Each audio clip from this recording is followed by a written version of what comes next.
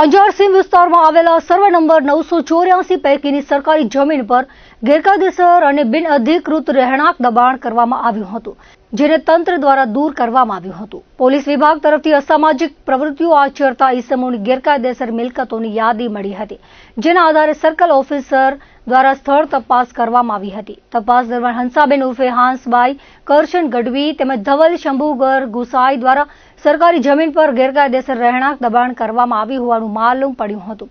આ અંગે અંજાર મામલતદાર દ્વારા લેન્ડ રેવન્યુ કોડની કલમ હેઠળ નોટિસ આપીને માલિકીના પુરાવા રજૂ કરવા પૂરતી મુદત આપવામાં આવી હતી, તેમજ 7 દિવસમાં દબાણ ખુલ્લું કરવા અને 56,749નો દંડ ભરવાનો હુકમ કરાયો હતો. જોકે દબાણકારો દ્વારા દબાણ હટાવવામાં ન આવતા આખરે વહીવટી તંત્ર દ્વારા કડક કાર્યવાહી હાથ ધરવામાં આવી હતી. ટીમ દ્વારા પોલીસ બંદોબસ્ત સાથે સ્થળ પર પહોંચીને આશરે 67 ચોરસ મીટરનું રહેણાંક દબાણ તોડી પાડવામાં આવ્યું હતું.